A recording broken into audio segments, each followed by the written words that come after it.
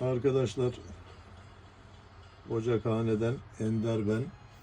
Hepinize selamlar, sevgiler.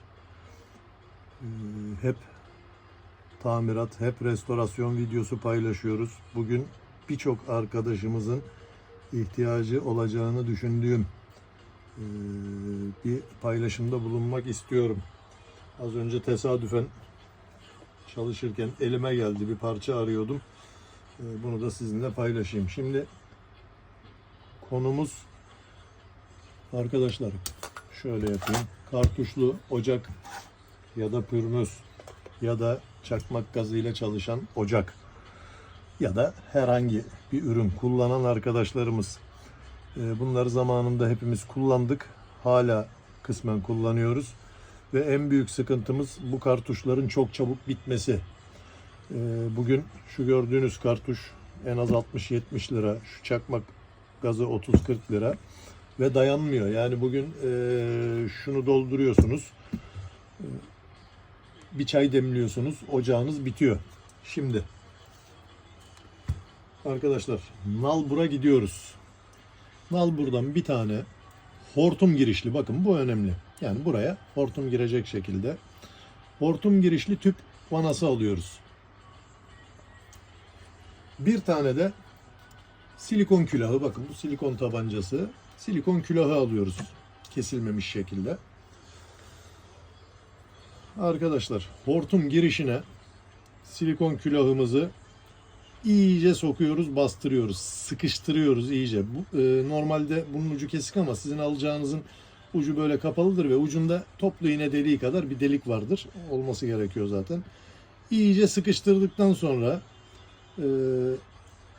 musluğun hemen üst kısmından falçatayla kesiyoruz. Şunu bırakayım. Bakın şöyle bir görüntü olacak. Şimdi çakmak gazımızı aldık. Arkadaşlar, çakmak gazımızın içinde, bakın şöyle göstereyim. Başlık kısmında olan başlıklar var. Bunlardan bir tanesini alıyoruz. Kartuşumuzun ya da çakmak gazımızın üzerine takıyoruz. Şimdi benim yanımda dolu tüp yok. O yüzden tüp doldurmasını gösteremeyeceğim. Ama size şöyle göstereceğim. Arkadaşlar, tüpümüzü ters çevirdik. Tüp üste geldi. Musluk altta. Bakın. Bu taktığımız külahın olduğu yere musluk kapalı. Bastık. Bakın. Şimdi tüp dolu. Çakmak gazı boş olduğu için arkadaşlar, açtığımız zaman içindeki basıncın da etkisiyle tüpün içindeki gaz çakmak gazına dolacaktır. Bunu yapmadan önce şu şekilde çakmak gazımızı doldurmadan önce şu siboba bastırarak tamamen boşalmasını sağlıyoruz arkadaşlar. İçinde hava kalmayacak.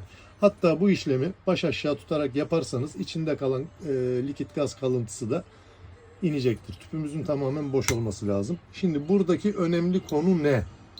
Kartuşta da aynı şekilde.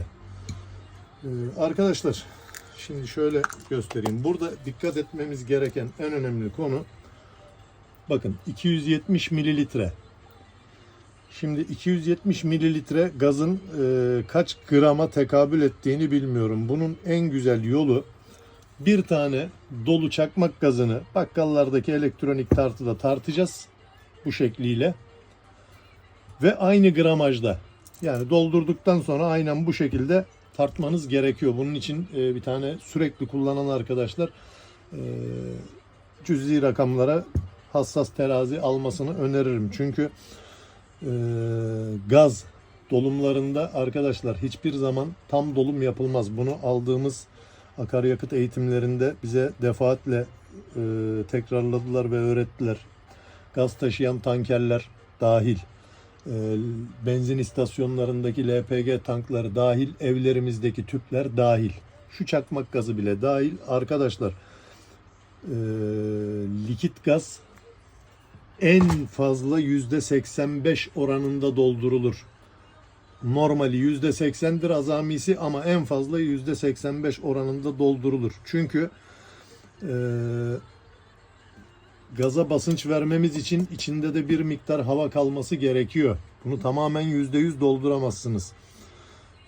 Bu gazlar bu arada dolum yaparken yanınızda yanan sigara, işte alev gibi şeylerin olmamasına dikkat edin arkadaşlar. Bu gazlar benzinden çok daha tehlikeli. Neden?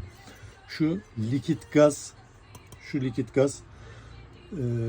gaz halini alırken, yani bakın şu çıkışında 240 kat genleşme gösterir. 240 kat.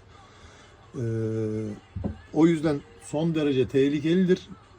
Bana göre benzinden çok daha tehlikelidir. Benzin sadece buharlaşırken yanabilir ve aktığı yeri yakar ama gazı görme şansınız yok. O yüzden çok tehlikelidir. Lütfen gramajıyla doldurun. Yani bir hassas terazi alın, üşenmeyelim. Ya da bir miktar göz kararı doldurun. Gaz akarken, yani piknik tüpünden şu şişeye gaz akarken o gaz akışı durmadan kapatalım. Dolayısıyla tam dolmamış olur, yani gaz akışı devam ettiği için tankta hala boş yer kalmış olur. O sırada bir miktar doldurup kapatırız. Bu şekilde bir önlem almış olabiliriz. Çünkü zaten gaz tam ağzına kadar dolmaz. Yani %80-85 oranına geldiği zaman artık bunun içinde de bayağı bir basınç oluşacağı için tüpteki gaz bu tüpe geçmez. O yüzden gaz akışı sırasında kapatıp kullanabiliriz. Bu işlemi yaparken yine diyorum çok dikkatli olalım. Sadece paylaşmak istedim. Çünkü bunlar gerçekten pahalı şeyler ve çok çabuk tükenen mamuller. Ekonomik olarak hepimiz bunlardan kullanmayı tercih ediyoruz ama kolaylık olsun diye tehlikeyi hiçbir zaman kapımızın önünde tutmayacağız. Bu tedbirleri unutmayalım. Dinlediğiniz için, izlediğiniz için çok teşekkür ediyorum. Ocakhane'den herkese selamlar.